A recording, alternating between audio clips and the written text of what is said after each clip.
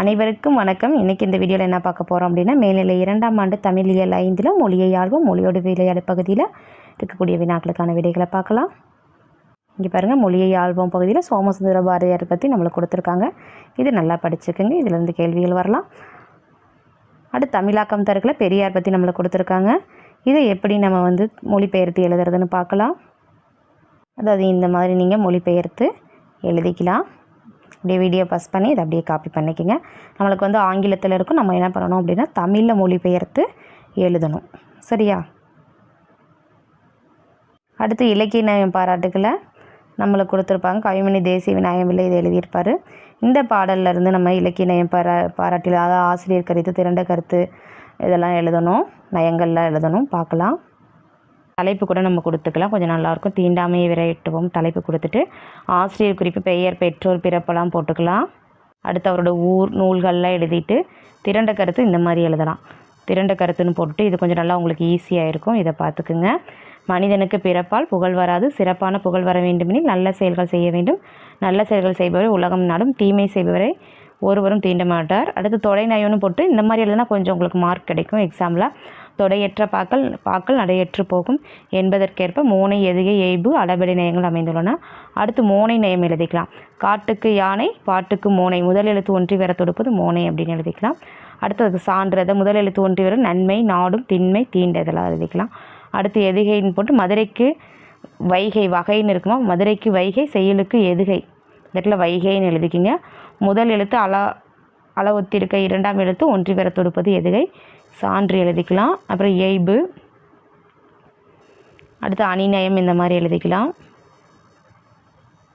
அடுத்து முடிவுரைன்னு போட்டு கற்றாருக்கும் கல்லாருக்கும் ஏற்ற வகையில் எதுகை, மோனை, எய்பு, எய்ந்தோட.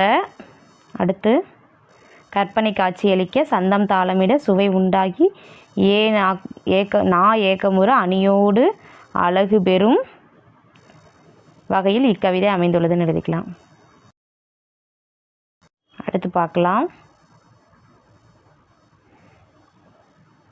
அடுத்து கீழ்காணும் தொடர்களில் அடைப்புக்குள் உள்ள பெயர் சொல்லை தொடர்களுக்கு மாற்றி எழுதுகன்றிருக்கு.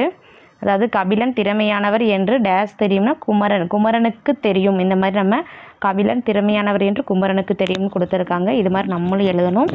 நேற்று முதல் அணை நீர்மட்டம் உயர்ந்து வருகிறது. இந்த அணை எப்படின்னா அணையின், நேற்று முதல் அணையின் நீர்மட்டம் உயர்ந்து வருகிறது. அடுத்து பாருங்கள், உங்களுக்கு யாரால் நன்மை என நினைக்கிறீர்கள் அப்படின்னா முருகன் வேகமாக, இந்த இடத்துல யாரால்னு வரும். முருகன் வேகமாக சென்றும் பேருந்தை பிடிக்க இயலவில்லை. அடுத்து நம்முடைய தேவையின் அளவு குறைந்தால் மகிழ்ச்சி பெருகும், இந்த மாதிரி எழுதிக்கலாம். அடுத்து பொருள் வேறுபாடு அறிந்து தொடர் அமைக்கன்றிருக்கு. களம், அதாவது போர்க்களத்தில் புண்பட்ட வீரர்களுக்கு களத்தில் நீர் தரப்பட்டது. அந்த ரெண்டு இது வர்ற மாதிரி பொருள் ஒரு தொடர் அமைக்கணும். வளம்னா ஆற்றில் வலப்புறம் உள்ள வயல்கள் நீர் வளத்தால் செழித்திருந்தன. இந்த மாதிரி இந்த 5 கொடுத்துருக்காங்க. இந்த 5க்கு விடை பார்க்கலாம். அதாவது புல் கொடுத்துருக்காங்க. புல்னா என்னது, வீட்டின் முன் இருந்த புல்வெளியில் ஒரு புல் அமர்ந்தது. அதாவது புல்னா புற்கள், இன்னொரு புல்னா பறவை சொல்லலாம். அடுத்து பாருங்கள், உலைனா உழைப்பு, இந்த உலைனா சேறு. அதாவது உலையில் இறங்கி உழவர்கள் உழைக்கின்றனர். கான்னா காடு, கான்னா பார், அதாவது விலங்குகளை காண்பதற்கு கானகம் சென்றார்கள். அடுத்து ஊன்னா உணவு, இந்த ஊன்னா இறைச்சி. இப்போ ஊனாக கொண்டால் உடல்நலத்திற்கு கேடு தரும். அடுத்து திண்மைனா தீமை, இந்த திண்மைனா வலிமை. திண்மையுடையோர் மெலியாருக்கு திண்மை செய்யக்கூடாது அப்படிங்கிறது.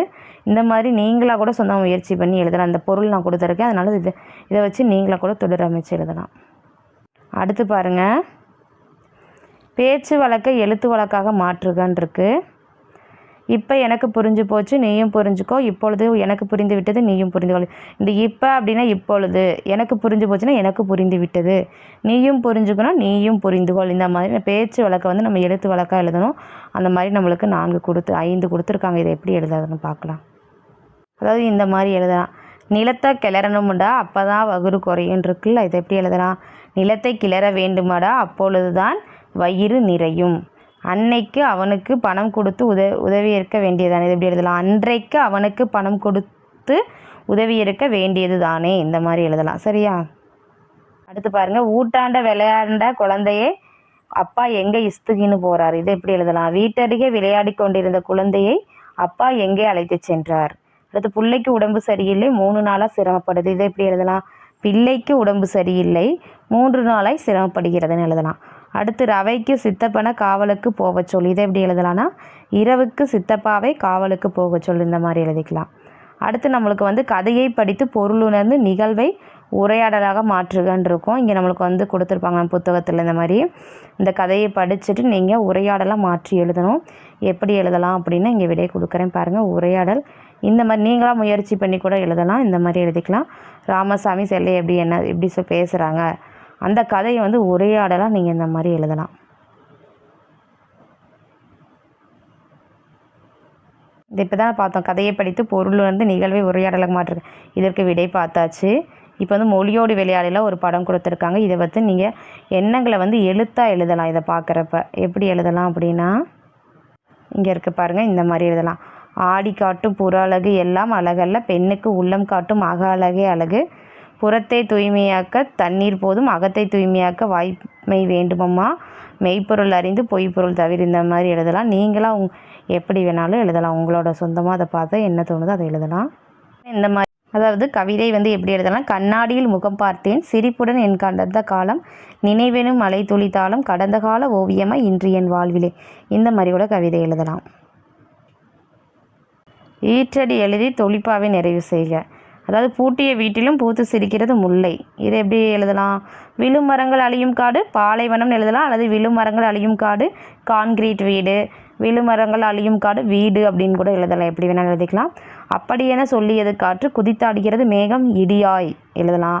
இல்லைன்னா எப்படி மேகம் மலையாய், மேகம் மின்னலாய். இந்த மாதிரி கூட எழுதலாம்.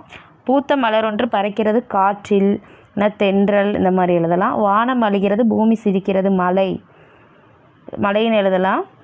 இல்லைன்னா மழைக்காலம் கார்காலம் இந்த மாதிரி கூட நீங்கள் எழுதிக்கலாம். அடுத்து கருத்து படத்தை புரிந்து கொண்டு பத்தியாக எழுதுக. இங்கே நம்மளுக்கு கொடுத்துருக்காங்க சங்க இலக்கியங்கள் 8 தொகை 10 பாட்டு கொடுத்துருக்காங்க. இதை இப்படி பிரிச்சிருக்காங்க, இதை பற்றி கொடுத்துருக்காங்க. இதை என்ன பண்ணணும் நீங்கள் அப்படின்னா பத்தியாக எழுதணும். எப்படி எழுதுறதுன்னு பார்க்கலாம். அதாவது இது பத்தியாக எழுதணும் அப்படின்னா எப்படி எழுதுறதுனா இங்கே இருக்குது பாருங்கள். 10 பாட்டும் 8 தொகையும் சங்க இலக்கிய நூல்கள் ஆகும். 8 தொகை நூல்களும் நற்றிணை குறுந்தொகை ஐங்குறுநூறு அகநானூறு கலித்தொகை 5 நூல்களும் அகப்பொருள் பற்றிய நூல்கள். இந்த இதை வச்சே நீங்கள் எழுதிடலாம் ஈஸியாக. அடுத்து புறநானூறும் 10 புறப்பொருள் சார்ந்த நூல்கள். பரிபாடல் அகம்புறம் எனும் 2 பொருள்களையும் விவரிக்கும் நூல்களாகும். 10 பாட்டு நூல்களில் குறிஞ்சிப்பாட்டு முல்லைப்பாட்டு நெடுவல் வாழை பட்டினப்பாலை ஆகிய 4 நூல்களும் அகப்பொருள் பற்றிய நூல்கள். மதுரை காஞ்சி திருமுருக ஆற்றுப்படை பெருநார் ஆற்றுப்படை பெரும்பான் ஆற்றுப்படை சிறுபான் ஆற்றுப்படை கூத்தர் ஆற்றுப்படை ஆகிய 6 நூல்களும் புறப்பொருள் பற்றிய நூல்கள். இந்த மாதிரி எழுதிக்கலாம். அடுத்து என்ன கொடுத்துருக்காங்க? கீழ்காணும் பகுதியை படித்து பார்த்து பிறமொழி சொற்களை கண்டறிந்து தமிழ் படுத்துகன்னு இருக்குது. இதில் பிறமொழி சொற்கள் நிறையவே கொடுத்துருக்காங்க. இதை பார்த்து நம்ம என்ன பண்ணணும் அப்படின்னா தமிழில் எழுதணும். எப்படி எழுதுறதுன்னு பார்க்கலாமா? அதாவது இதுக்காக விட இங்கே கொடுத்துருக்கேன் பாருங்கள். சர்க்கார் கொடுக்கும் சம்பளம். சர்க்கார்னா என்னது? அரசு. அப்போ அரசு கொடுக்கும் சம்பளம்னா ஊதியம். அரசு கொடுக்கும் ஊதியம் ஜீவனத்துக்கு போதுமா? ஜீவனம்னா என்ன? வாழ்வு. அப்போ வாழ்வுக்கு போதுமா? இதற்கான விட இங்கே இருக்க பாருங்கள். அதற்குள் ஜீவனம் நடத்த முடியுமா? ஜீவனம்னா வாழ்க்கை. அப்போ அதற்குள் வாழ்க்கை நடத்த முடியுமா என்று அவர் சிந்தித்தது கிடையாது, சிந்தித்தது முயன்றதும் கிடையாது. எல்லாம் மாயை. மாயைன்னு என்னது? பொய் தோற்றம். அப்போ எல்லாம் பொய் தோற்றம். அடுத்து பாருங்கள். உள்ளூர நிற்கும் ஆத்மா மாசுபடவில்லை. ஆத்மானா என்னது? உயிர். அப்போ உள்ளூர நிற்கும் உயிர் மாசுபடவில்லை. தான் வேறு இந்த மாயை வேறு. மாயைன்னா தோற்றம், பொய் தோற்றம். அப்போ தான் வேறு தோற்றம் வேறு. தான் இந்த பிரபஞ்சத்தை ஆட்டி வைக்கும் சக்தியின் ஒரு அம்சம். பிரபஞ்சம்னா உலகம். தான் இந்த உலகத்தை ஆட்டி வைக்கும் சக்தியின் ஒரு அம்சம்னா என்னது? வடிவம். அப்போ ஒரு வடிவம் என்று திடமாக நம்பியிருந்தார். ஏனென்றால் அவரது ஆத்ம விசாரத்தை சோதனை போட்டு பார்க்க இதுவரை தெய்வத்துக்கோ மனுஷனுக்கோ அவகாசம் கிடைத்ததில்லை. அதாவது ஆத்மனா உயிர், விசாரணா அடையாளம், மனுஷனுக்கோ அப்படிங்கிறது மனிதனுக்கோ, அவகாசம்னா நேரம். இதை பயன்படுத்தி நம்ம எப்படி எழுதலாம்? அடுத்து பாருங்கள். மனுஷ வர்க்கம்னா மனித வர்க்கம். இது எப்படி? ஏனென்றால் அவரது உயிர் அடையாளத்தை சோதனை போட்டு பார்க்க இதுவரை தெய்வத்துக்கோ மனிதனுக்கோ நேரம் கிடைத்ததில்லை. மனித வர்க்கம் முழுவதுமே தன்னை படைத்தவனுடைய தன்மையை புடம் போட்டு பார்ப்பது போல தவறுக்கு மேல் தவறு செய்து கொண்டிருந்தது. ஸ்புடம் அப்படிங்கிறது தான். ஓகேவா? இந்த மாதிரி எழுதிக்கலாம். இதுக்கு பிறமொழி சொற்களுக்கு சர்க்கார்னா அரசாங்கம், ஜீவனத்துக்குனா வாழ்க்கைக்கு, மாயைனா பொய் தோற்றம், ஆத்ம விசாரணை கவலைன்னு சொல்லலாம், உயிர் பற்றிய கவலை, சம்பளம்னா ஊதியம், ஜீவனம்னா வாழ்வு, பிரபஞ்சத்தைனா பெருவெளியை, உலகத்தை இதெல்லாம் சொல்லலாம். மனுஷனுக்கோனா மனிதனுக்கோ இதெல்லாம் பயன்படுத்தி தான் நீங்கள் எழுதணும். அது மாதிரி அடுத்து அவகாசம்னா நேரம், இது மாதிரி சொல்லலாம். ஸ்புடம் அப்படின்னு சொன்னோம்னா அதை போட்டு நெருப்பில் இட்டு அப்படின்னு சொல்கிறது. அம்சம்னா பன்முகமாக உள்ள திட்டம் அல்லது தன்மை. ஆத்மானா உயிர், ஆன்மா உடலிலிருந்து வேறுபட்ட பொருள். மனுஷ வர்க்கம்னா மனித இனம். இதையெல்லாம் நீங்கள் பயன்படுத்தி அந்த சொற்கள் தமிழில் எழுதணும். இப்போ விடை சொன்னாலும் அந்த மாதிரி எழுதிக்கலாம். அடுத்து நிற்காதற்கத்தாக நம்மளுக்கு கொடுத்துருப்பாங்க புத்தகத்தில். அதற்கான விடை பாருங்கள், இங்கே இருக்குது, பார்த்துக்குங்க. சரியா?